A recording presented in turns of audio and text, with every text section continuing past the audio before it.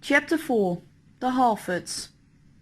So, you think someone has stolen the painting? Laughed Polly.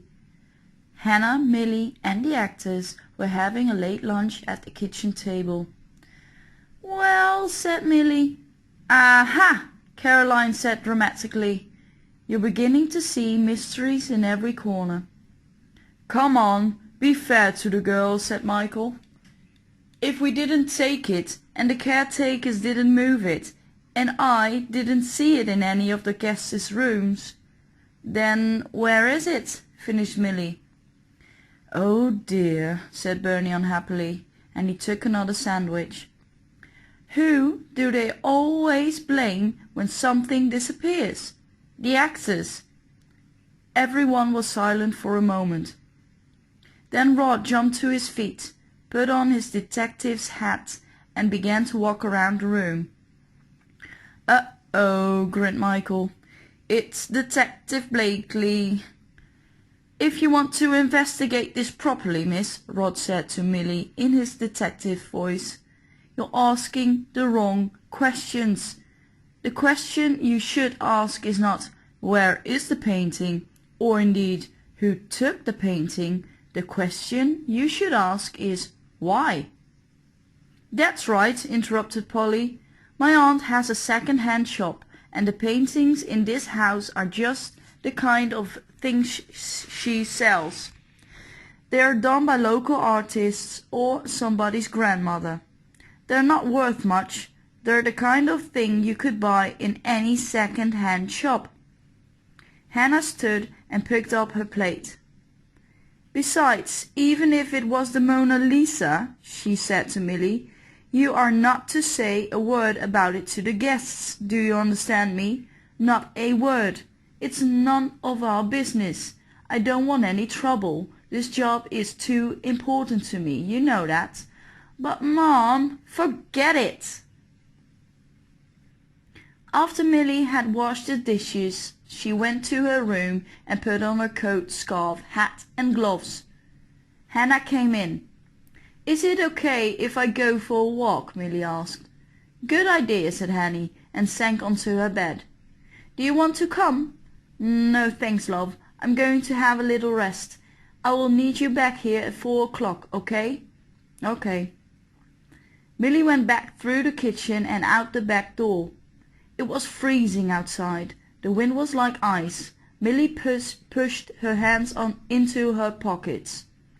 This was good. She needed some fresh air. She walked around the front of the house and looked up at it. It was a strange old place, out there in the middle of nowhere. It was no wonder that she thought something odd was happening there. Forget it, she said to herself, and began to walk quickly along the road. The craggy hills rose up around her, and the clouds hung low. She decided to walk to the old stone bridge on the other side of the caretaker's cottage. It wasn't far. When she passed the cottage, she could see Lizzie in the window. It was odd. When Millie had told her about the painting this morning, Lizzie wasn't worried. She hadn't asked. Which painting? She hadn't even stopped her work. Millie reached the bridge and looked down at the water on the rocks below. Maybe Lizzie didn't need to ask. Maybe she and Ed stole the painting. Well, that was a silly idea. Why would they take the painting now with a house full of people? Millie looked up into the grey clouds. And why was she still thinking about this? The answer to that was silly too. It was because she liked the picture. Maybe it wasn't painted by a famous artist, but there was something different about it. Something strange and beautiful, and now it was gone. She looked across at the caretaker's cottage. Well, Mom had only said not to talk to the guests about it. Moments later, Millie knocked on the cottage door. Ed answered and led her into a small warm sitting room. Everything all right up at the house? He asked. Yes, yes, answered Milly. Except, I wondered about the painting. At that moment Lizzie appeared. Oh, I completely forgot to tell you, she said to Ed. A painting's disappeared from the dining room. Has it? Asked Ed and looked at Milly. Where's it gone? I don't know. Well, I'll have to go and look for it, said Ed. Later, said his wife, after a nice cup of tea. And she almost pushed him into a chair. Would you like a cup, dear? She asked Milly. Oh, yes, okay, thanks. Lizzie disappeared into the kitchen. Ed ran a thin hand through his grey hair. Milly sat down. It's the painting of a woman in a white dress in the moonlight, she said quietly. On the wet ground. Do you remember it? Ed thought for a moment. Yes, I think I do. Near the fireplace, he smiled. You know, I don't think I've looked properly at any of those paintings for years. Do you know anything about it? Who painted it? Or... But she didn't get a chance to finish. Lizzie interrupted with a plate of cake. Have a piece of cake, dear. The tea's nearly ready. Ed stood up.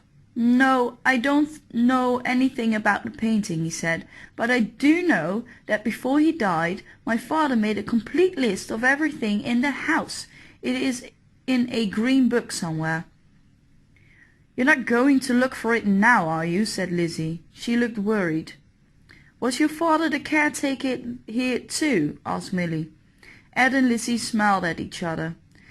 We live in the caretaker's cottage because we only need a small place, replied Ed. We're not caretakers, we're the owners. Milly was surprised. You own Cave's house? Yes, and everything in it. Milly let out her breath. That meant that Harfords didn't take the painting. After all, you can't steal from yourself. Not that the house is worth much, continued Ed. We've tried to sell it, but nobody wants to buy it. Why would they? Hardly anyone comes here these days. They all go to see the caves at Farnley. So you have lived here all your life? Asked Milly. No, said Ed. No, my mother left my father when I was very young, and she took me to live in Australia. I didn't come back here until about 25 years ago. And then my father died and I got the house. I still have a few of his things in the bedroom. The list should be there. Oh, forget about it, Ed, said Lizzie, but he was gone. Milly looked at her. Lizzie didn't seem to want to talk about the painting. Why? Lizzie saw the question in her eyes. It's Ed, dear, she said quietly. I don't want him to worry about anything. He's not well, you see. A tear appeared at the corner of her eye. In fact, he's very ill. Oh, Lizzie, said Milly immediately. I'm so sorry. So, I don't want him to worry about anything, especially not about that house or anything in it. It's been enough trouble already. We can't sell it, but it doesn't make much money for us. Ed should be living somewhere warmer, but we don't have the money to move. We're stuck here. She stood up. I'd better get that tea, and she went into the kitchen. Milly waited. Ed came back into the sitting room with an old book with a green cloth cover. I knew I'd find it, he said. Here it is. He sat down next to Milly and began to turn the pages. Here we are. He stopped at a page marked Paintings. There was a list of about 50 paintings. Some had a name while others had only a description. Some of them had the artists' names as well. Milly looked down the list. Would she recognize the painting by its name? Ed pointed to one. Lady by the Lake, is that it? No, I don't think so. Then suddenly Milly pointed at another name on the list. There! That's it! I'm sure that's the one. I'm sure that's the name. Murder in the Moonlight, read Ed. Painted by Isadora Richmond. Milly suddenly stood up. But that's, she turned to Ed. I have to check something. She started to go. I have to check something. What? Called Ed. But Millie was already running up the road towards Cave's house.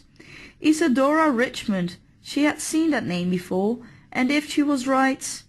She ran around to the back of the house and threw open the back door. She was breathing hard.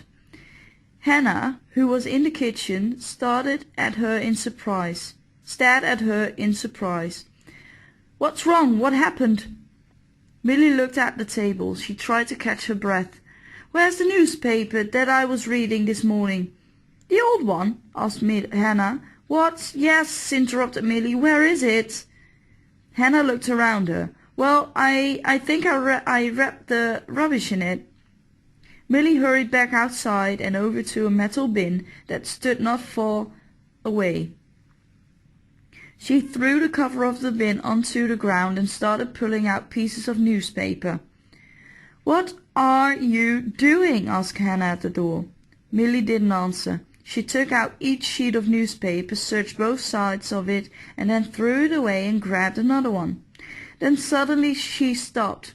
Excitedly she held up a wet, torn and dirty piece of paper. Here it is, she said. Listen. Local artist has life after death. What? Asked Hannah, but Millie continued to read it aloud. The artist, Isadora Richmond, who died 3 months ago at the age of 87, lived most of his life in Italy. But it may surprise many people to learn that he was born and lived the first 27 years of his life here in Romney. The art world has certainly been surprised by the prices of Richmond's paintings since his death. A work he painted in 1987, Careless, sold yesterday in London for £198,000.